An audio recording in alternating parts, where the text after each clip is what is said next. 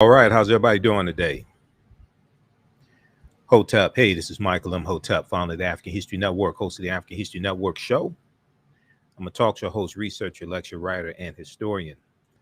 So it is Thursday, September 9th, 2021, and we are live.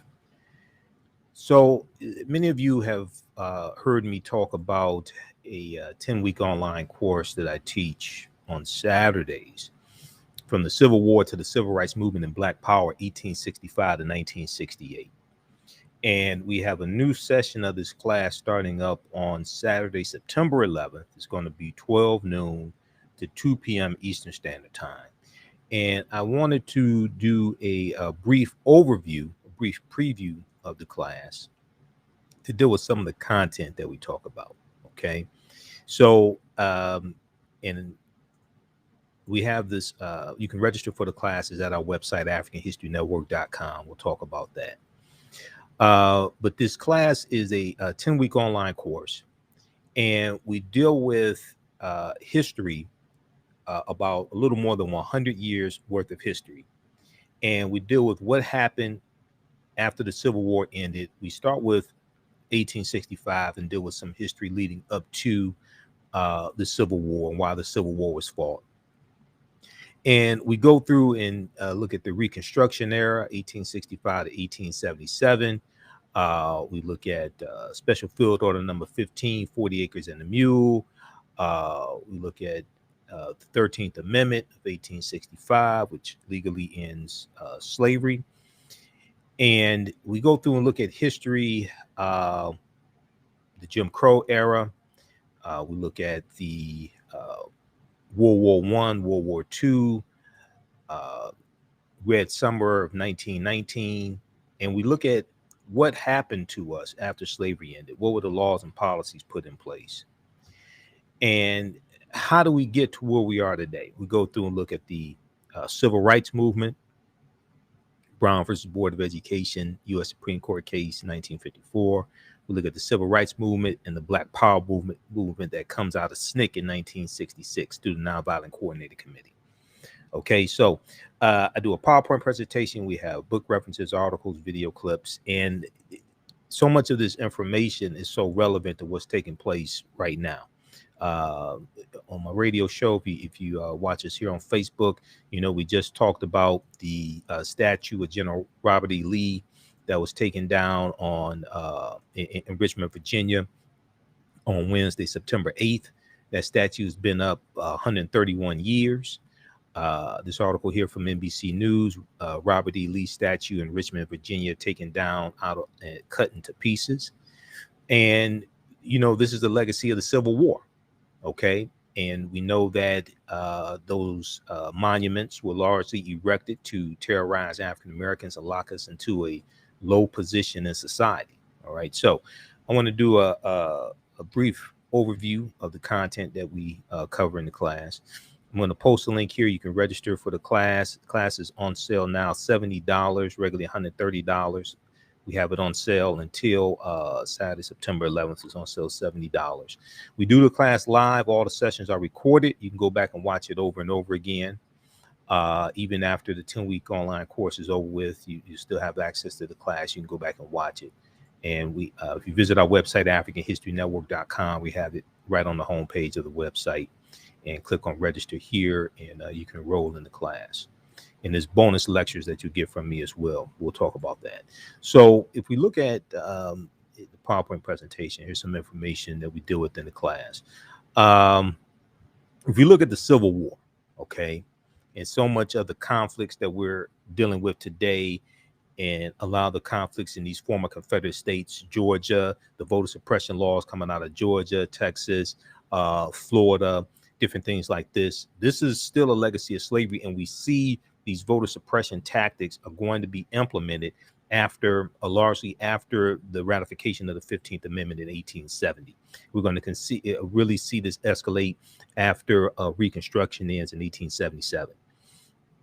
But if we look at the U.S. Civil War, 1861 to 1865, and we know that South Carolina is going to be the first state to secede from the Union. December 6th, December 20th, 1860.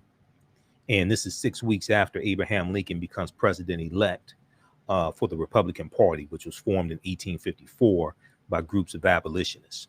All right. The Civil War in the United States it began in 1861 after decades of simmering tensions between northern and southern states over slavery, states' rights, westward expansion. The election of Abraham Lincoln in 1860 caused 7 southern states to secede and form the Confederate States of America, the CSA, the Confederate States of America. 4 more states soon joined the CSA. Now, the war between the states, as the Civil War was also known, ended in Confederate surrender in 1865. So basically, April 9th, 1865, General Robert E. Lee, whose statue was just taken down, General Robert E. Lee surrenders to General Ulysses S. Grant at the Appomattox Courthouse. Okay. And we take you, each class we go through and break down this history.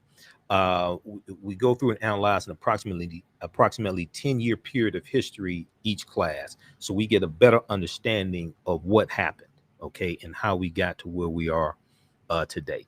And we're going to see the roles that laws and policies take place in a lot of these conflicts and a lot of the backlash that's taking place right now. We trace this to slavery and after the Civil War.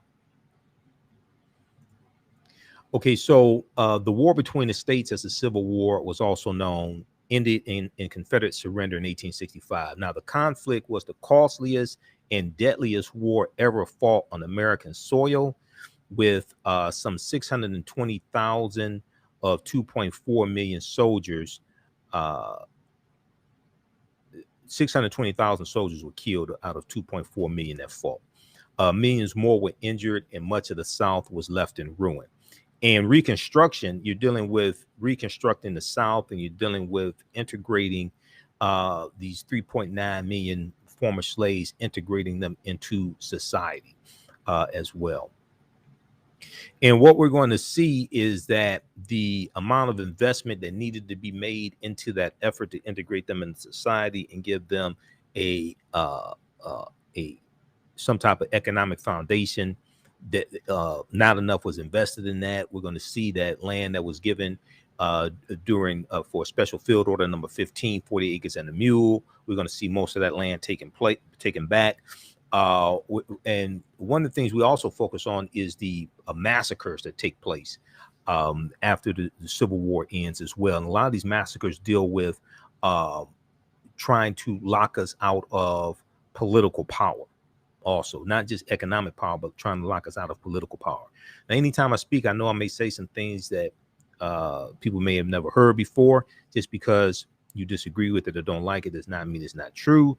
Just means you have to do some research to understand what I'm talking about. I'm talking about something that may be outside of the circumference of your own awareness. That's something I learned from one of my teachers, Dr. Ray Hagins of the African Village.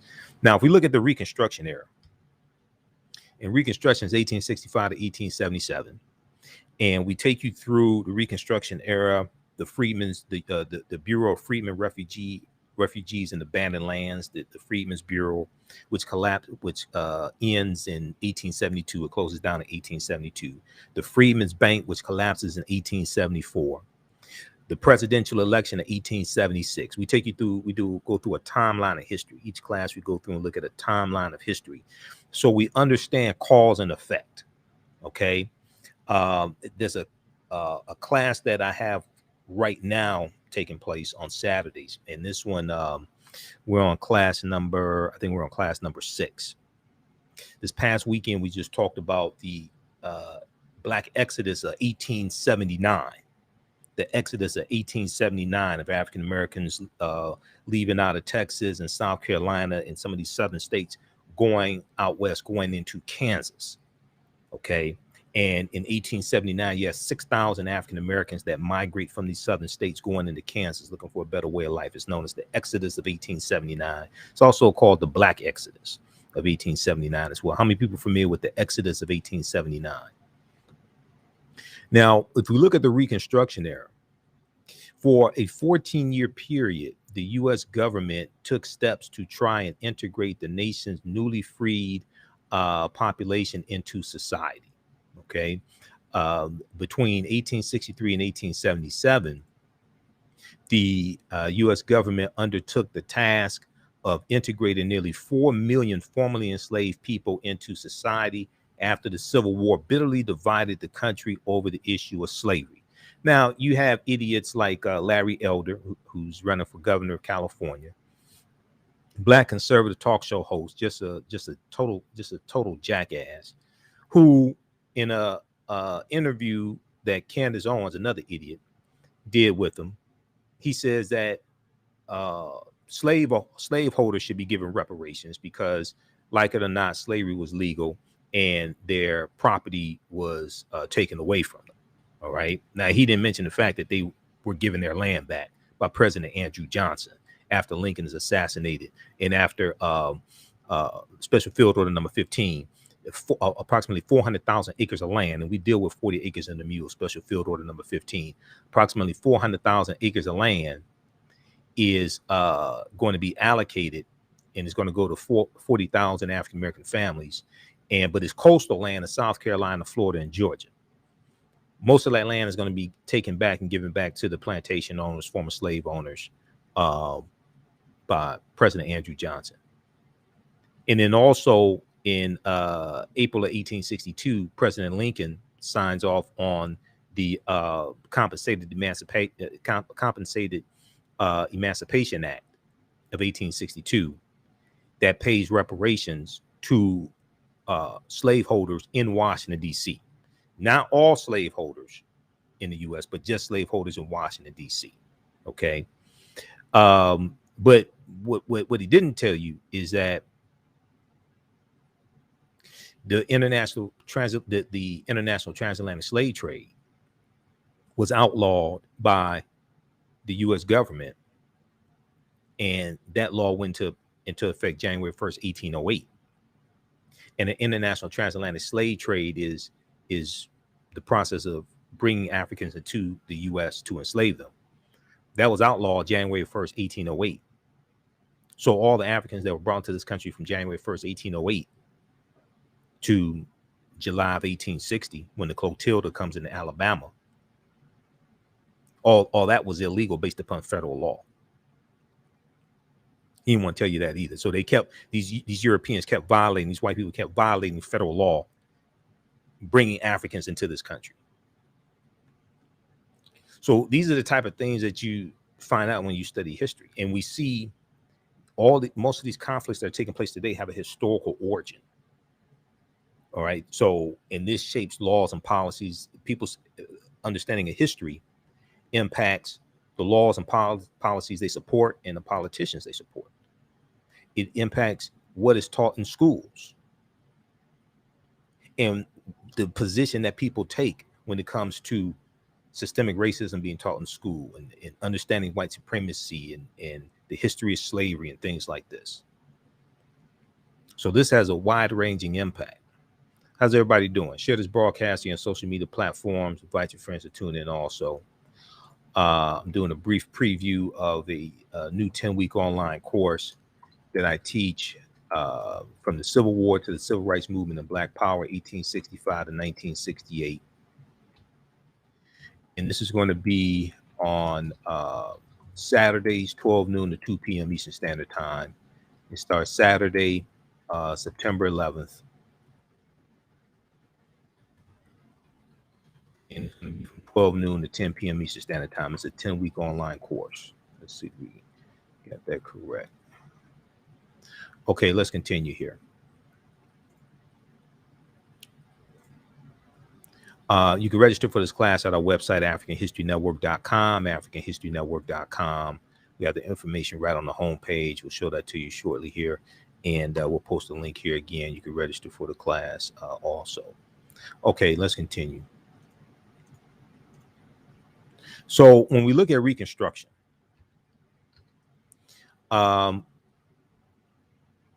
Between 1863 and 1877, the U.S. government undertook the task of integrating nearly 4 million formerly enslaved African people into society after the Civil War ends. A white slave-holding South that had built its economy and culture on slave labor. A white slave-holding South that had built its economy and culture on slave labor.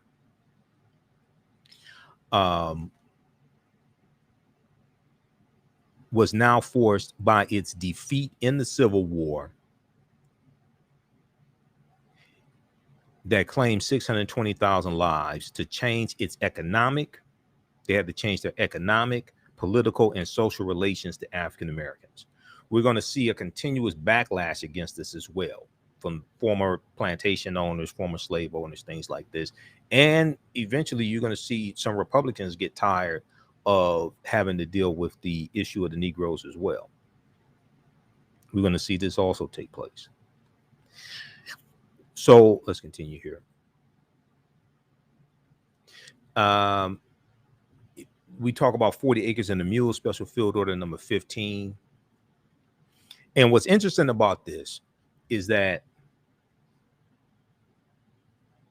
one, it wasn't designed to be compensation for work that was already done as slaves. A lot of people think that it was compensation for work already done. No, there was a meeting that took place in January of 1865. General William T. Sherman, General William Tecumseh Sherman, met with some African American leaders, a lot of them African American ministers, things like this. And this is the last year of the Civil War. And he basically said, look, the war is coming to an end. The slaves are going to be freed. It's inevitable. Okay. Many of the northern states had already freed the slaves even before the Civil War started. And he asked them, what do your people need to be free? What do your people need to be independent, to be self-sufficient? They resoundingly said land. We need land. It wasn't designed to be compensation for work that was already done. It was designed to be a support system to give them land to be independent. So you didn't have all these former slaves walking around homeless, destitute, you know. And also, when you research this, and there's an article that Dr. Henry Louis Gates Jr. did for the root.com, and it's also on PBS's website, pbs.org. One of the things that you find out about 40 acres and a mule is that it was the land that was allocated. It was only supposed to be inhabited by African Americans. And we were supposed to be self-governing. It was supposed to be self-governing, like a nation within a nation. There's an article from pbs.org that I talk about in the class, and I've talked about in some of my lectures before. And it's, what is it called? It's 40 acres and a mule. Hold on, what is that? The truth behind 40 acres and a mule. That's what it is. The truth behind 40 acres and a mule. Hold on. Read this article here.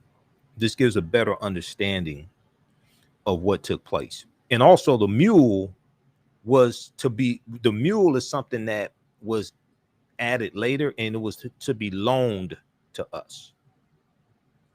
The mule wasn't given to us, and it wasn't supposed to be for perpetuity. The mule was to be loaned to us as well, or to those, not us today, but to those Africans back then. So read this to get a better understanding of Special Field Order number 15. All right, let's continue here. So we go through and deal with that, exactly what it was. Special Field Order number 15. We talk about Juneteenth, June 19th, 1865 in Galveston, Texas, and deal with that history.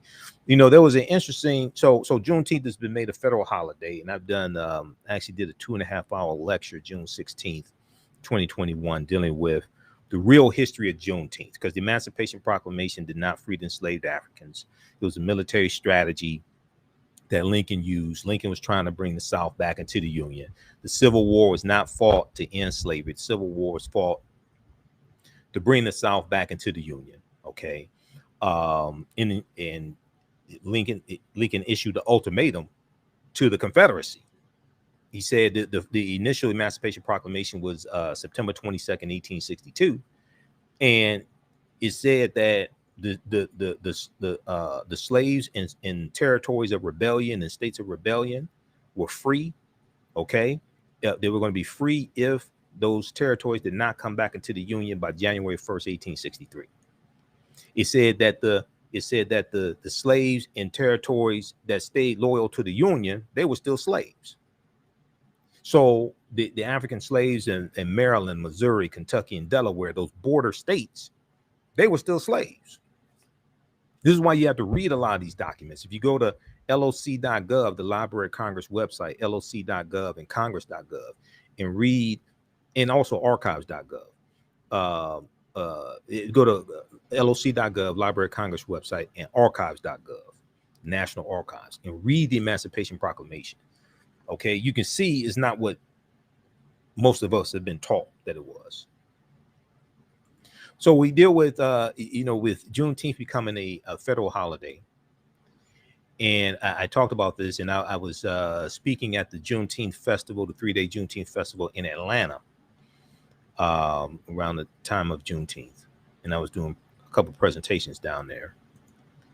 And I talked about how the Juneteenth federal holiday is a powerful tool if we understand how to use it, because this forces into a national conversation a history that Republican controlled state legislatures are passing laws to suppress the teaching of this history, largely to suppress the teaching of the history of slavery, systemic racism, things like this. And if you look at, there was an article from the New York Times that came out. There were so many articles written about the history of Juneteenth. And some of the articles, some of the information they got was wrong. Like they said, that was when slavery ended, or that was the how do they put it? The last of the slaves were freed, June 19th, 1865. Well, when you actually study the history of Juneteenth, you're going to find out that some slave owners in Texas kept their African slaves to the next year and kept the information away from them. It's suspected that maybe they did it to get an additional year's worth of work out of them, and on the farms and things like this, on the plantations, etc. And then we know that they're going to be Native American nations. They're going to keep slaves until 1866, 1867. And this is why you needed the Black Freeman Indian treaties of 1866 to free the slaves of the Choctaw, Chickasaw, Creek, Cherokee, and Seminole Indians. That's something we deal with in the class as well, because what are known as the 5 civilized tribes of Native Americans, they all own African slaves also. The Choctaw, Chickasaw, Creek, Cherokee, and Seminole Indians, which ties into the history and the origins of Tulsa, Oklahoma, because Tulsa, Oklahoma was founded by Creek Indians around 1834, 1836, who get pushed off of their land in the southeastern United States because of the Indian Removal Act of 1830, signed by Donald Trump's favorite president, President Andrew Jackson, who was a white supremacist slave owner. And they all get pushed, and they go out west over 1,000 miles on what's known as the Trail of Tears, and they take the African slaves with them. So about a third of the people on the Trail of Tears were African people. And they go into Oklahoma. All 5 of them go into Oklahoma. Okay, and many of our ancestors are going to get land from those Black Freedmen Indian treaties. They're going to get land after the Civil War ends. And a lot of the early African American landowners in Tulsa, Oklahoma, got land from those treaties. So we deal with Juneteenth as well. We talk about the 14th Amendment, 15th Amendment. We deal with people like Sarah Rector. Sarah Rector was known as the richest Afro-American girl in the country. She became a millionaire. She was about 13 years old or 12 years old. Became a millionaire in 1913. And Sarah Rector's family was of her family had been owned by the Creek Indians, and they're going to get land because of those Black Freedmen Indian treaties and the Dawes Allotment Act of 1887, which is a redistribution of 138 million acres of land. And most of that land was supposed to go to Native Americans and Black Indians. And 2/3 of that land went to white people. It's one of the massive land giveaways that we largely got locked out of. That's after the Homestead Act of 1862 and the Southern Homestead Act of 1866. Okay, that's after that. It's about 270 million acres of land that's going to be given away from the Homestead Act of 1862. They gave away that land for over 100 years. All right. One source says the last allotment was given away in 1976. I have another source that says the last allotment was given away in 1988, 80 acres of land in Alaska. That's the Homestead Act of 1862. And we largely got locked out of that land. But this is Sarah Rector. It's a good article from face-to-faceafrica.com. And I do a lecture series called Great African Women in History, the Mothers of Civilization. And this is one of the people who I talk about in that lecture series. Sarah Rector was 12 years old when she became a millionaire. Oil was discovered on her land that she got because of the Dawes Allotment Act of 1887. Oil was discovered on her land. This is an article from face-to-faceafrica.com. Okay. This is not conspiracy theory, hocus pocus nonsense. This is real history. Okay. You see, this is why it's so important to understand this history that happened after slavery ended and during that Reconstruction era, during the after the Civil War, etc. Sarah Rector was born in Indian Territory, March 3rd, 1902. According to sources, she was considered colored, though not African American, but she was African American. They called her Afro-American after she oil was discovered on her land and she became a millionaire. But not only that, when you research Sarah Rector, she was so wealthy, white people wanted to reclassify her as white, as some Indians had been reclassified as white. She was so wealthy, white people wanted to reclassify her as white because white is a status. Okay. And if you look at and all you have to do is look at you can look at the 2020 and the 2010 US Census forms. And what you do is look at the racial classifications. Okay. Because like when you look at the 2010 US Census form, when you look at the racial classifications for white, it talks about people who originate in European countries, but it also talks about people who immigrate to the country or originate in the Middle East. So people like who immigrate from what are called Middle Eastern countries, coming from Saudi Arabia, different things like this. But then also it talks about people coming from North Africa, from Egypt, Libya, Algeria, things like this. They're classified as white by the federal government as well. And there's a landmark case dealing with this of Dr. Mustafa Hefny. Okay. And I've talked about Mustafa Hefny a number of times in some of my lectures. Mustafa Hefny is of Nubian ancestry, and he immigrated to the U.S. from Egypt in 1978. And let me try to pull this up here. 1978. He said that when he came through customs, when he came through immigration, he went through the immigration process. He said they gave him his papers And they told him, you are white now. You are white now. There was a article. Let me see if we can pull up the article from the Griot. There was one from the Griot. There was one from, yeah, let's look at this one here briefly. This is from September 4th, 2012, from the Griot. How's everybody doing? Those just tuning in, we're doing a brief overview of a new 10-week online course that I teach on Saturdays. Class number 1 starts up Saturday, September 11th. This is going to be from the Civil War to the Civil Rights Movement and Black Power, 1865 to 1968. Let me see here. Can we close this? All right. Detroit immigrant fights to be classified as black. Detroit immigrant fights to be classified as black. And this talks about Mustafa Hefny, 61-year-old Detroit immigrant, has fought for over 30 years to be officially recognized as a black man. Mustafa Hefny has been trying to get his racial designation changed since he arrived in the United States from Egypt in 1978, and has even reached out to President Barack Obama for assistance.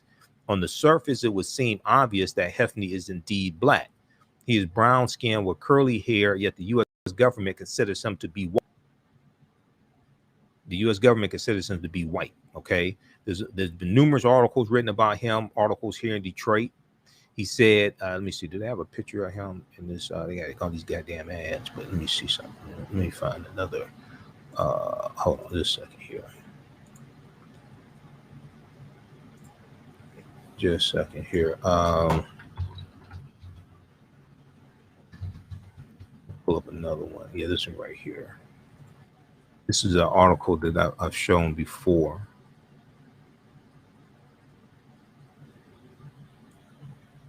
This one here is from BET. Hold on just a second. An Egyptian man's fight to be black. Mustafa Hefny. This is from September 13th, 2012. Okay. And CBS, local CBS station here in Detroit, did a story on him as well. He said the government interviewer said, "You are white." Mustafa Hefny, who is now 61 years old and living in Detroit, told his local CBS station, though he lived his entire life in Africa with dark skin and dark hair, when he finally came to the States, a bureaucrat decided to mark Hefny down as a white person on his official forms. That's because he came from Egypt. In Egypt, those North African countries, Egypt, Algeria, Libya, when people immigrate to the U.S., they're classified as white, regardless of how they look.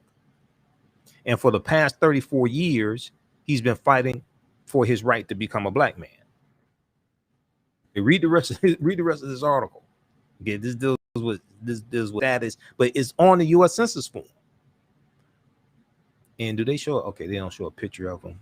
I mean, they show. Okay, hold on. I want you to see what he looks like. I don't know why they don't show a picture of him in the article. This is Mustafa Hefny right here. Hold on, let me see.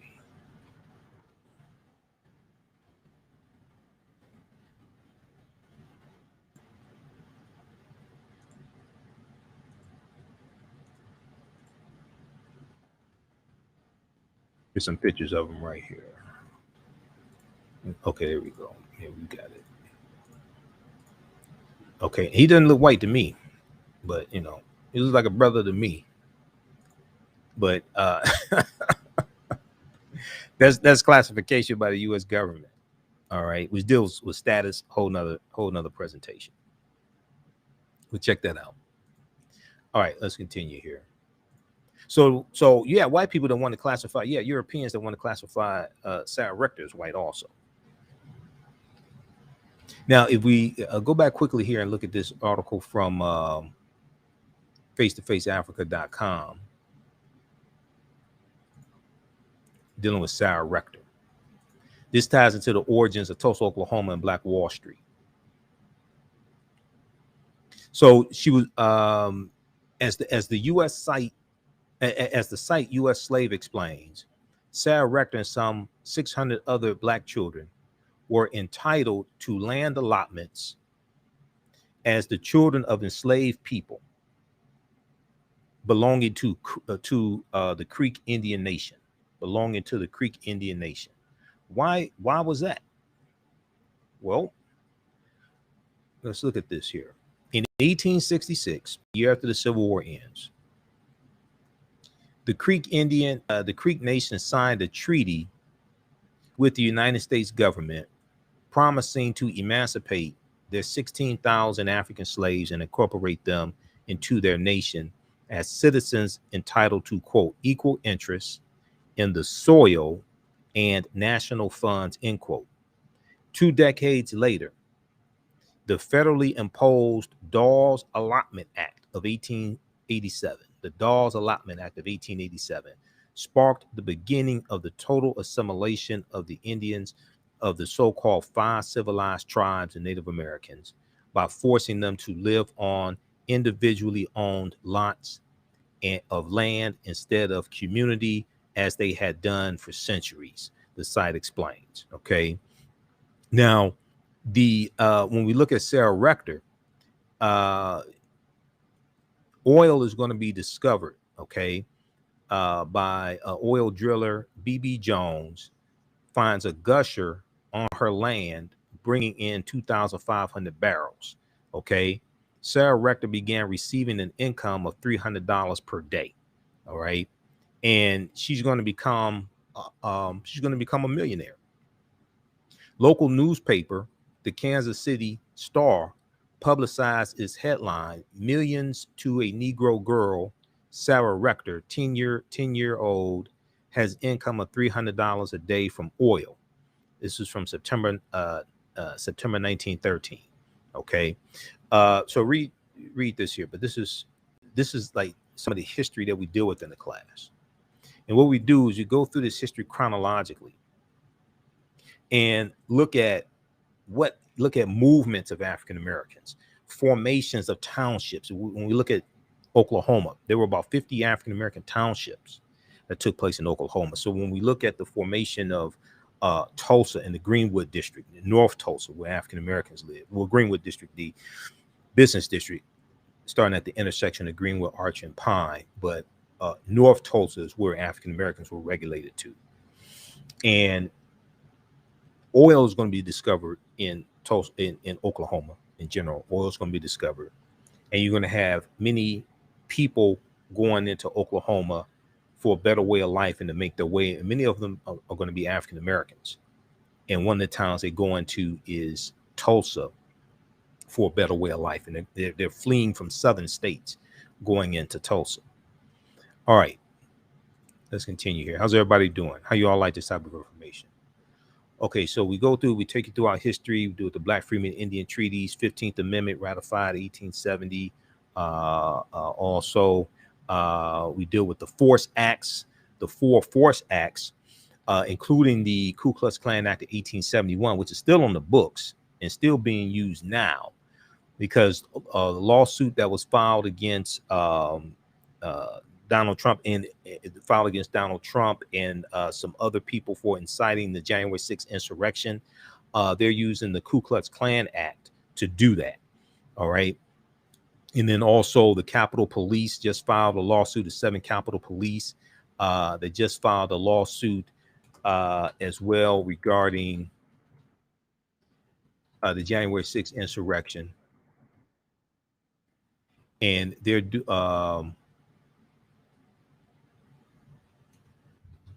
using the Ku Klux Klan Act also as the basis of their lawsuit, violation of the Ku Klux Klan Act. We talked about that on my show. If we look at here,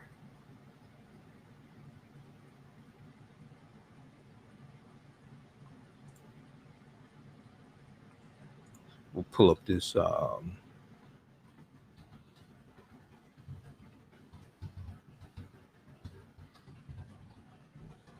Pull up this article here.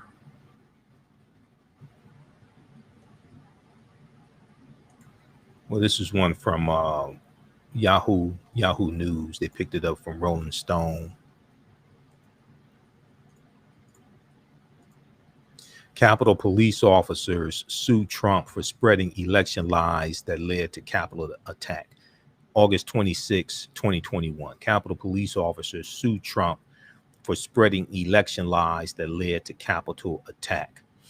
7 Capitol police officers have filed a lawsuit against Donald Trump, the traitor-in-chief, Benedict Donald, and others involved with spreading election lies that led to the attack on the Capitol. The suit filed Thursday in U.S. District Court, the District of Columbia, U.S. District Court for the District of Columbia, names the Stop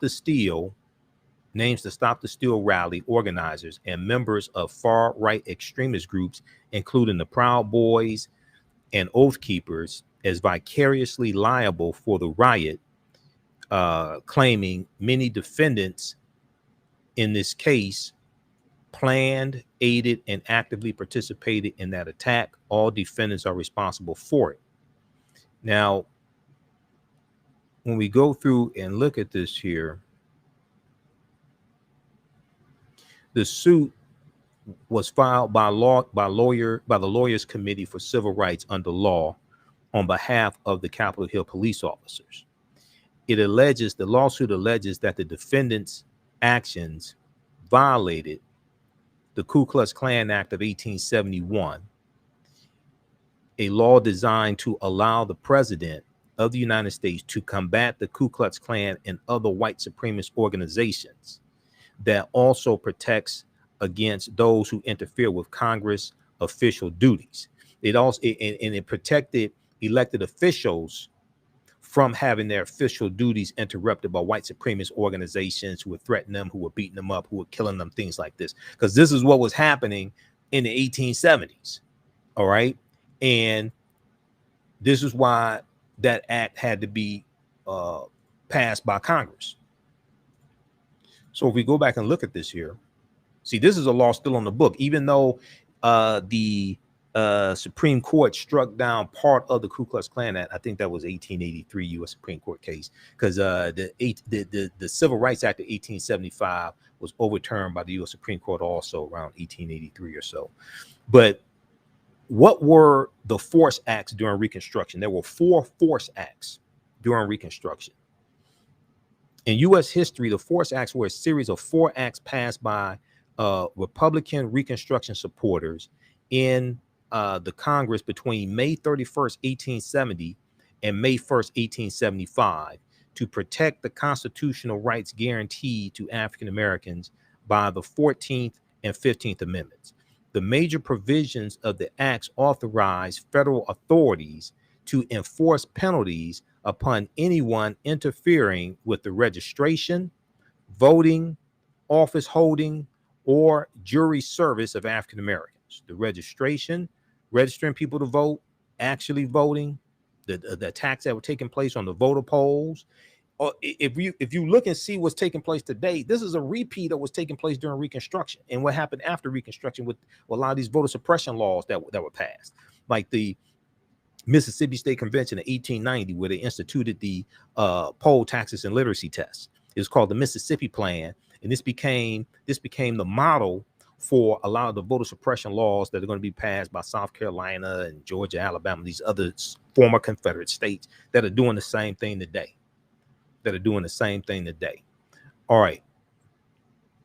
So the major provisions of the acts authorize federal authorities to enforce penalties upon anyone interfering with the registration of people to vote, actually voting, office holding. Okay, so elected officials holding office, engaging in their duties as office holders, because African Americans were being elected into public office, but also white Republicans were being attacked by these white domestic terrorists as well, or jury service of African Americans. These acts provided for federal election supervisors and empowered the President of the United States to use military forces to make summary arrests. So President Ulysses S. Grant, who General Robert E. Lee surrendered to end the Civil War. President Ulysses S. Grant, in October 1871, declared martial law in 9 counties in South Carolina to crack down on the Ku Klux Klan and other domestic terrorist organizations that were attacking African Americans, killing them, things like this, office holders and white Republicans, attacking white Republicans as well.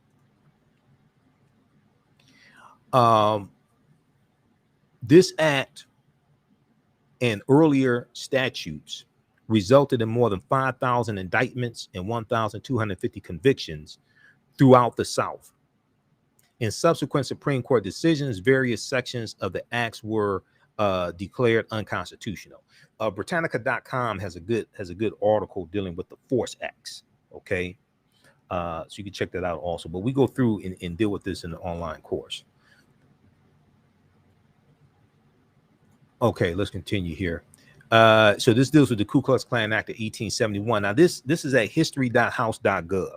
House.gov is the official website of the U.S. House of Representatives, and history.house.gov is the history section at house.gov. But they have a write-up on the Ku Klux Klan Act of 1871. The 14th Amendment, ratified in 1868, defined citizenship and guaranteed due process and equal protection of the law to all. Vigilante groups like the Ku Klux Klan, however, freely threaten African Americans and their white allies in the South and undermine the Republican Party's plan for Reconstruction. Republican Party's plan for Reconstruction.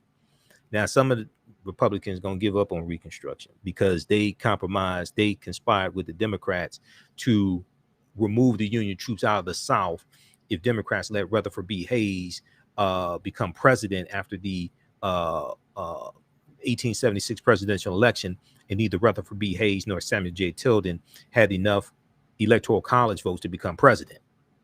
That's known as the Compromise of 1877, which ends Reconstruction and allows the white supremacists in the South to take back full control of the South, okay, and fully impose white supremacy.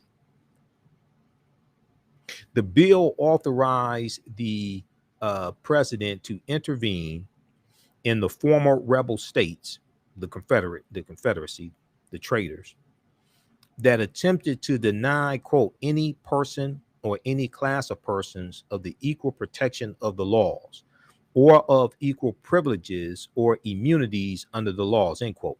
To take action against this newly defined federal crime, the president of the United States could suspend habeas corpus, deploy the U.S. military, or use other means as he may deem necessary. That's the Ku Klux Klan Act of 1871, which is still on the books and now still being used now. And it goes back to Reconstruction. We deal with the Freedmen's Bureau as well as the Freedmen's Bank, okay? And the Freedmen's Bureau was underfunded. Originally, it was supposed to be only for a year. This is the Bureau of Freedmen, Refugees, and Abandoned Lands, the U.S. Bureau of Freedmen, Refugees, and Abandoned Lands. And this was supposed to aid the newly freed African Americans, newly freed slaves, as well as aid destitute white people. Because there's a lot of white people who were destitute. They worked on farms, worked on plantations. They had nowhere to go either.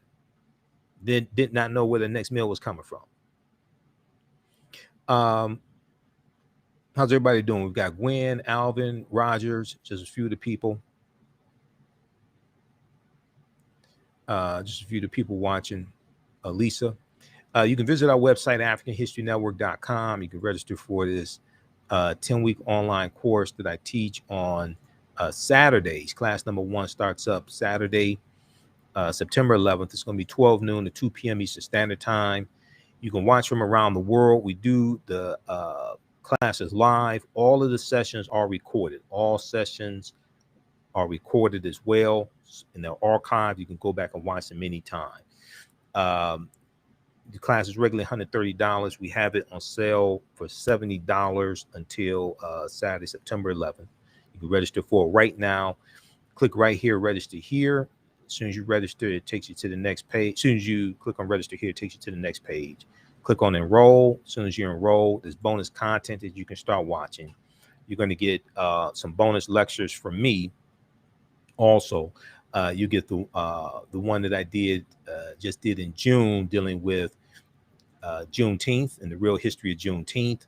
That's a 2.5-hour lecture. Also, you'll get a six title pack from me, a six title lecture pack from me called Black Migration 1619 to 2019. We go through and deal with a lot of history. We deal with Black migrations and that 400-year anniversary, dealing with August 20th, 1619 in Virginia. We deal with the Great Migration, 1915 and 1970, the Red Summer, 1919, Detroit Race Riot, 1943. Also, this one here, which deals with the ancient African presence in the Americas, including this land we call the United States of America, going back tens of thousands of years ago. And the Khoisan, who have the oldest DNA on the planet, come from Southern Africa. They were here in this land we call the United States of America, going back at least 51,700 years ago. And these are some of the things that Dr. David Imhotep talks about in his book, The First Americans Were Africans, Documented Evidence. This book here, The First Americans Were Africans, Documented Evidence. And this deals with the African presence in the Americas even before the people who we call Native Americans came into existence. I've interviewed Dr. David Imhotep a number of times as well. Okay, so you get 6 bonus lectures from me also. Okay, so that's at our website, AfricanHistoryNetwork.com, AfricanHistoryNetwork.com. You can register for the class now. There's bonus content you can start watching. Then there's also another class that I teach, Ancient Kemet, the Moors, and the Ma'afa, Understanding the Transatlantic Slave Trade, what they didn't teach you in school. And this class deals with thousands of years of history. We have this one, class number 1 starts at Sunday, September 12th, 12 noon to 2 p.m. Eastern Standard Time. Okay. And with this one here, this is on sale for regularly $130, on sale $70 until Sunday, September 12th. This one deals with thousands of years of history and deals with history leading up to the transatlantic slave trade. And the other class, from the Civil War to the Civil Rights Movement, Black Power, 1865 to 1968, that class picks up where Understanding the Transatlantic Slave Trade leaves off. Because the Understanding the Transatlantic Slave Trade class, I've taught that class since 2017. There's just so much information. We take you through a timeline of history. We deal with the 800-year occupation of Europe by the Africans known as the Moors. There's just so much history. I can't get all that into 10 weeks, 10 sessions. Okay, so because I wanted to really focus in on this period of time from 1865 to 1968, and through the Civil Rights Movement, the Black Power movement, all that, I had to create this new class here to really, so each class we can go through and analyze an approximately 10-year period of history. Okay, and this helps us better understand what happened to us after slavery ended and how we got to where we are today. All right, so we'll post a link here. You can register for the class, and then also at our website, AfricanHistoryNetwork.com. You can register for it there as well. Okay, let's continue. How's everybody doing? All right, how you doing, Gwen?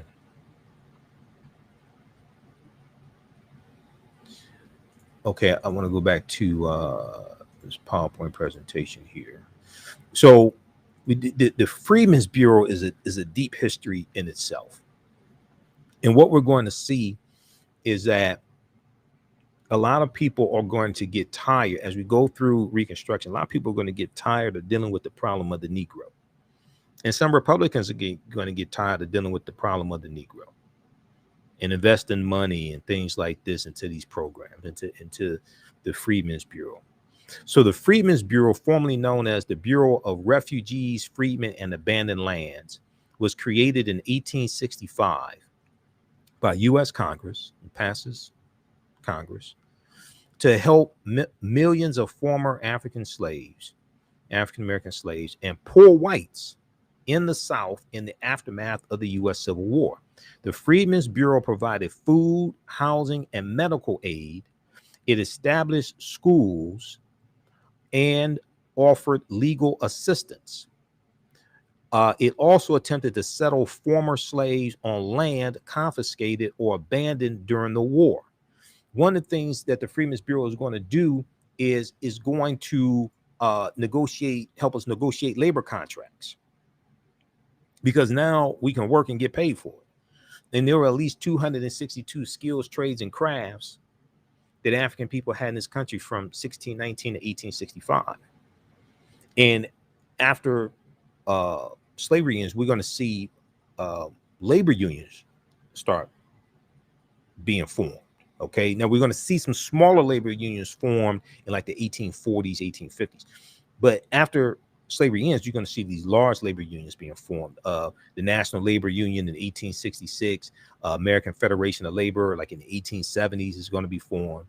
And a lot of these labor unions are a lot of them are formed to protect jobs for white men and white immigrants coming to this country, and lock African Americans out of a lot of these jobs we were doing for free during slavery. And this is something that if you saw the special broadcast I did on Labor Day, okay, Monday September 7th, Monday September 6th, Labor Day, and I did a 2.5-hour presentation dealing with the African American roots of Labor Day, and how the Labor Day came about because of the organized labor movement, and the and then you're going to have the Pullman worker strike of 1894.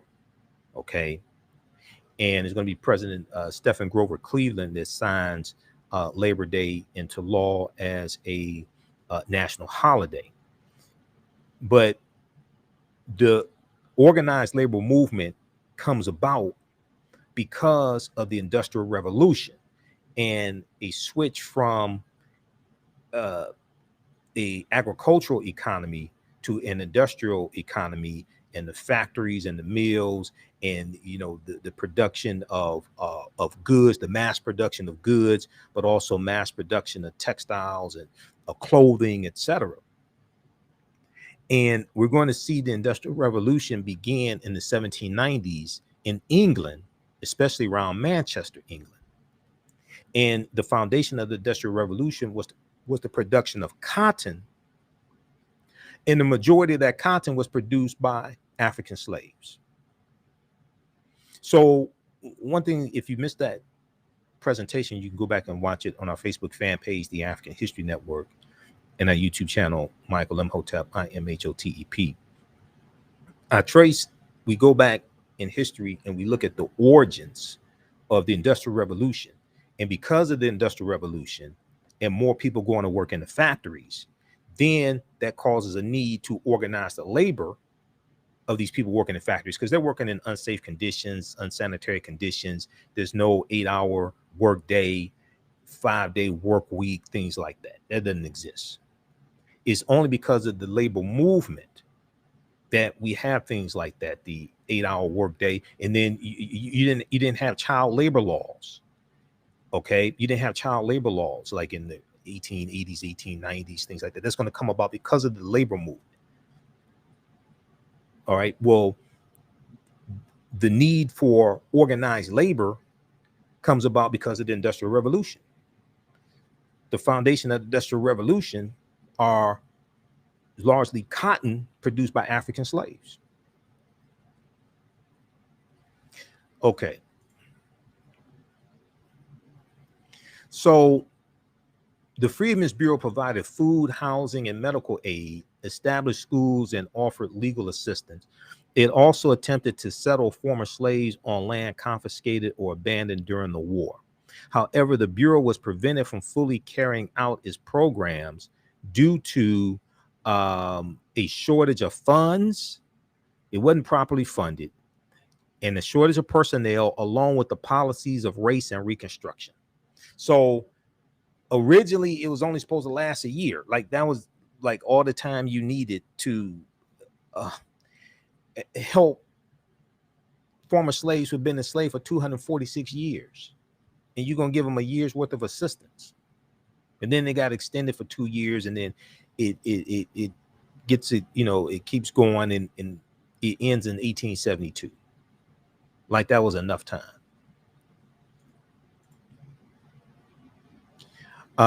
Okay. So we deal with things. We also talk about the Freedmen's Bank. Freedmen's Bank collapses in 1874. We lose $2.9 million worth of our deposits in the Freedmen's Bank. Frederick Douglass was later in the history of the Freedmen's Bank. He's going to be put in charge of the Freedmen's Bank. He invests thousands of dollars of his own money to try to shore up and prop up the Freedmen's Bank, but it collapses in 1874.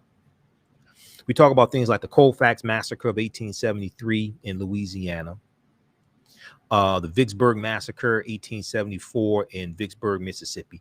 This one right here, a lot of these attacks, a lot of these massacres are going to sit around political violence and trying to intimidate African Americans to keep us from voting, trying to overturn our vote, trying to overthrow state governments or city governments, like the Wilmington Massacre in 1898. Opelousas Massacre, 1868 in Opelousas, Louisiana. But this one right here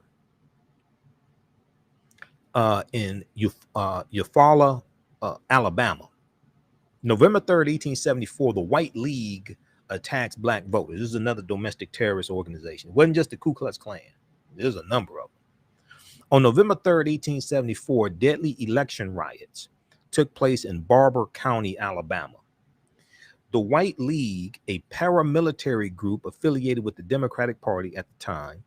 Today, those domestic terrorist organizations they vote for Republicans. The White League attacked African-American voters at the polls in Eufaula and Spring Hill, Alabama. 7 African-Americans were killed and 70 others wounded. More than 1,000 African-Americans were driven away from the voter polls due to the violence of the white supremacist group. You can read more about this at Zen Education Project. Zen Education Project has a piece on the White League attack in Eufaula, Alabama. Let me pull this up here.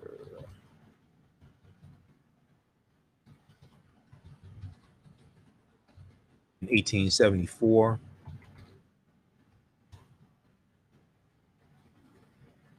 Right here from the Zen Education Project. But we go through history and we go through it and look at all these things that happen. These laws and policies that were put in place, the migrations of people, these massacres that take place. Okay. This is from the Zen Education Project. November 3rd, 1874, White League attacks black voters. What were they afraid of? Why were they afraid of us voting? I still haven't been able to figure that out. The Vicksburg Massacre of 1874, that surrounded elected officials. Peter Crosby, who's formerly enslaved and a veteran of the Union Army, he was elected as sheriff there in Vicksburg, Mississippi. In this massacre, this Reconstruction era massacre, is estimated between 75 to 300 African Americans were killed in this one, the Vicksburg Massacre in Vicksburg, Mississippi. We talk about the laws that were put in place to suppress the African American vote, and the Mississippi State Convention of 1890, where they said we are here to exclude the Negro, because African Americans were voting in Mississippi, and we made up the majority of the population in Mississippi. And we had already had the only African American U.S. senator for Mississippi.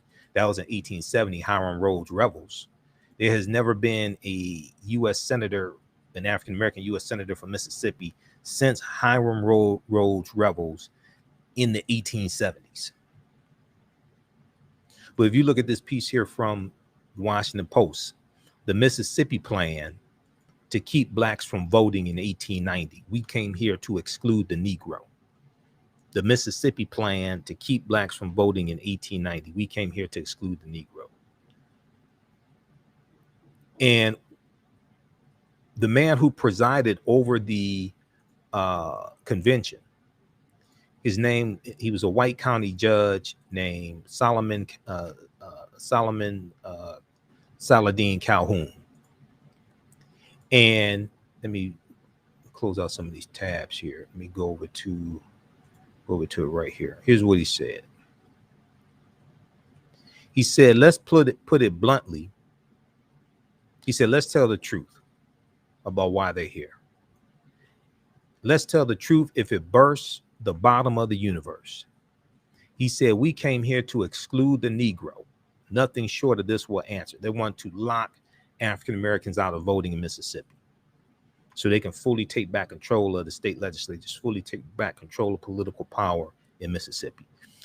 The delegates of the state convention eventually adopt a literacy test and poll tax geared to suppress the black vote in a state with a black majority. African Americans were the majority of the population in Mississippi in 1890. The Mississippi Plan became the model throughout the South, part of a raft of racially oppressive Jim Crow laws that ended Reconstruction. But it became other Southern states are going to adopt similar laws to suppress the African American vote in those states also.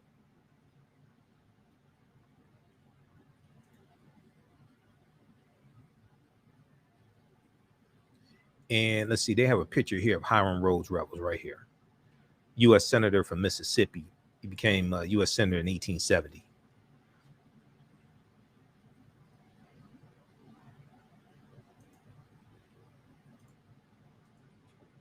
Okay, let's continue. How's everybody doing? How do you all like this type of information?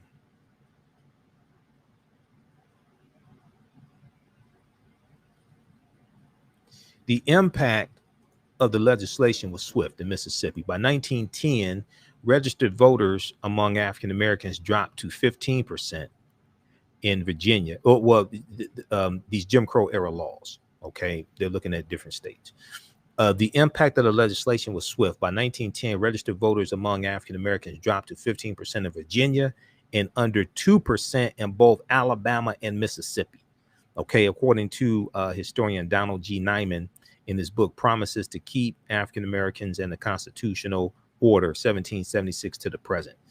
And this comes from the article from history.com, how Jim Crow era laws suppressed the African American vote for generations.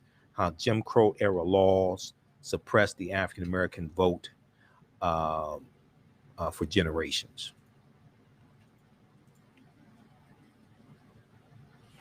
So we go through history. We deal with like the all-white primaries, like the all-white primaries of 1918 in Texas, and coming from things like the Texas State Constitution of 1876 that talked about the purity of the ballot box. But when literacy tests, poll taxes, grandfather clauses, and the many other ways to circumvent the 15th Amendment did not work to suppress African American voter turnout, white legislators in several southern states, including Texas, used all white primaries to all but eliminate African American voters' presence in the electoral process.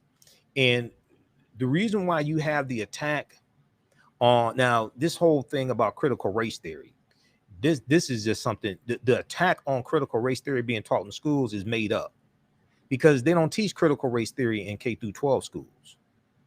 Teaching about the history of slavery is not critical race theory. Critical race theory is a legal analysis. That's taught in law schools and graduate schools. It's taught at the college level and in law schools.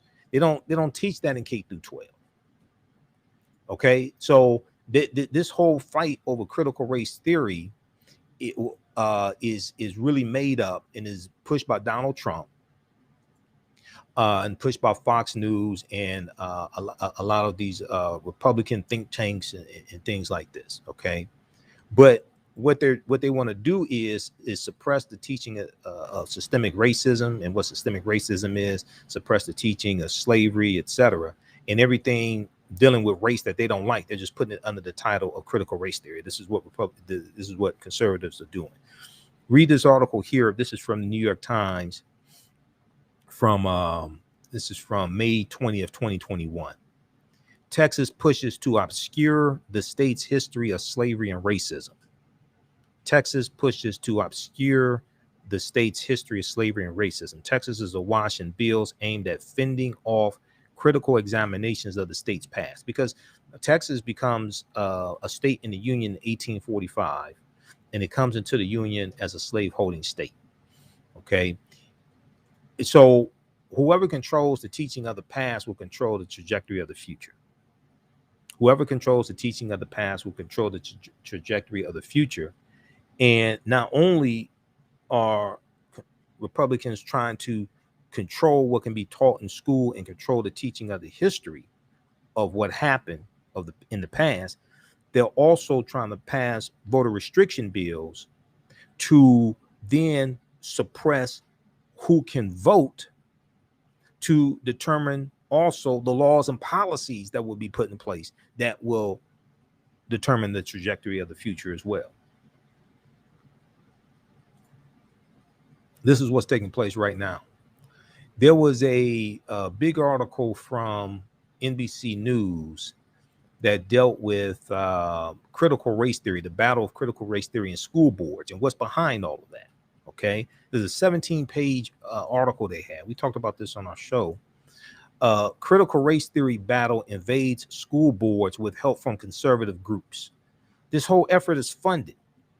Critical race theory battle invades school boards with help from conservative groups. In towns nationwide, well-connected conservative activists and Fox News have ramped up the tension in fights over race and equity in schools.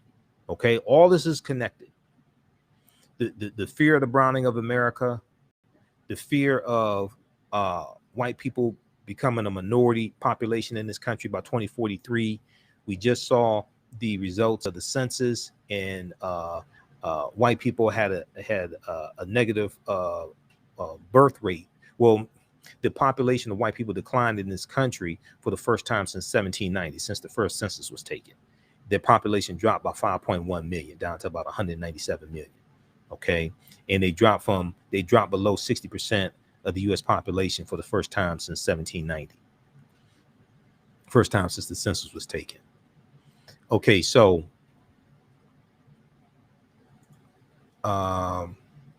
read this article here, and it goes through what's behind all of this, and it talks about there's 165 groups. Conflicts like this are playing out in cities and towns across the country amid the rise of at least 165 local and national groups that aim to disrupt lessons on race and gender, according to an NBC News analysis of media reports and organizations' promotional materials.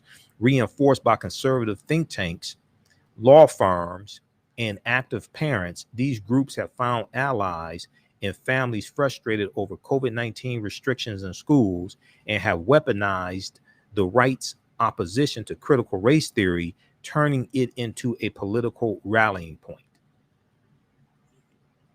to galvanize people, to get them to come out and vote in 2022 midterm elections, to galvanize people, to galvanize Republicans to take over local school boards. And this is seen as a way to gain political power from the grassroots up. This is something that Steve Bannon, who was advisor to Trump in the Trump administration, this is something that Steve Bannon talked about on his podcast some months ago. It's been downloaded by millions of people, and they're acting on this.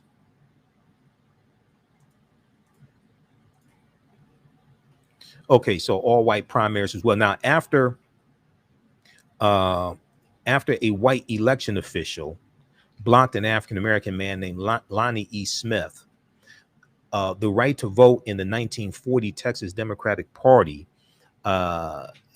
the NAACP's Thurgood Marshall and William H. Hastie challenged the case all the way to the U.S. Supreme Court. In 1944, the U.S. Supreme Court ruled in Smith versus Allwright that the Texas white primary system was unconstitutional. The Texas white primary system was unconstitutional. We see the all-white primaries in 1918 in Texas.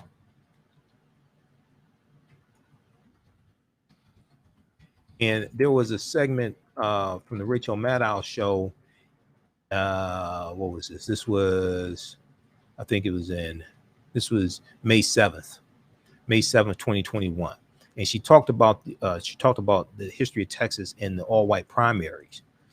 And they talked about the all-white primary of 1918 and how African-American women were blocked from voting in 1918. So Christia Adair was trying to vote in 1918 in Texas, in the Texas primary. And she said, and she was blocked from voting. And she said, and the report said, so finally one woman, a Miss Simmons, said, it was Miss Simmons trying to vote, I should say. Finally, one woman, a Miss Simmons, said, quote, are you saying that we can't vote because we're Negroes? Because we're Negroes? And he said, yes, Negroes don't vote in primary in Texas. She says, so that hurt our hearts real bad. Okay, this is a whole story. This is from May 7th, 2021. And it deals with Texas state constitution, Texas state laws, and the all-white primaries. Let me see. This was another piece from that. Let me see. What is this here? This one right here. This showed women who were trying to vote in Texas in 1918, and they were blocked from voting. Because this was before the 19th Amendment of 1920 as well, that guaranteed the right to vote to women, but it excluded a lot of African American. A lot of African American women in the South were not allowed to vote. All right. So this is just a sample of some of the information we deal with. We deal with the Compromise of 1877 in the Reconstruction, the Great Migration, 1915 and 1970, and 6 million African Americans migrating from the South up north and out west. We deal with the Red Summer 1919, the rise of the Ku Klux Klan because of the movie The Birth of a Nation in 1915. We go through, there were World War I, World War II.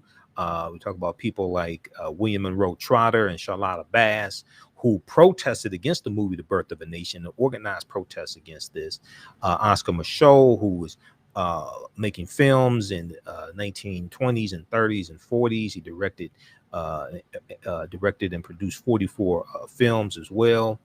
And we were making movies to fight back against negative stereotypical images in the early 1900s. We look at the Red Summer 1919, where you had over 25 major race riots in this country. The year after World War I ends also. We go through World War II and the Civil Rights Movement and Black Power movement as well.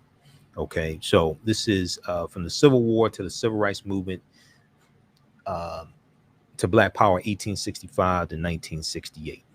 All right, this is a new 10-week online course we have starting up on Saturday, September 11th.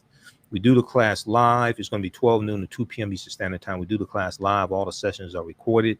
You can go back and watch it over and over again. If you go to our website, AfricanHistoryNetwork.com, and scroll down the page, you see the information for the online course. It's on sale right now. It's regularly $130. It's on sale $70 until Saturday, September 11th. Click right here on register here. It takes you to the next page and just click on enroll. As soon as you're enrolled, there's bonus content. You can start watching. You can join us in class on Saturday, September 11th. And all the sessions are recorded also. So if you missed the class, you can go back and watch it anytime.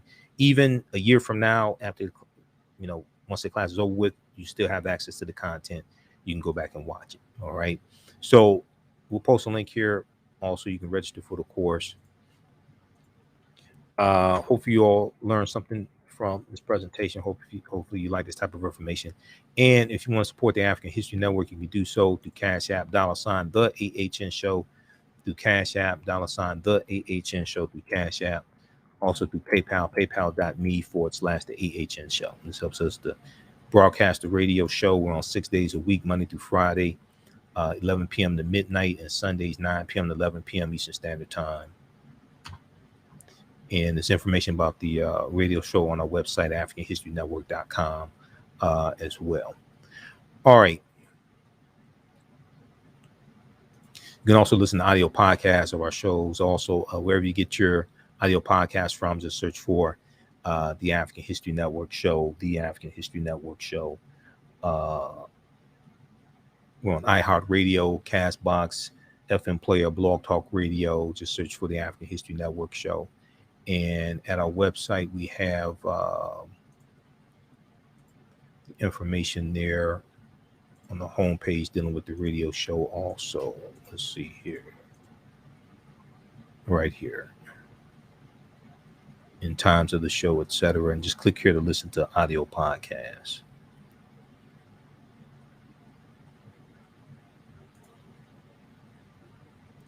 All right, look, we have to get out of here. Remember, at the African History Network, we focus on educating, empowering, and inspiring people of African descent throughout the diaspora and around the world, because right now it corrects wrong behavior.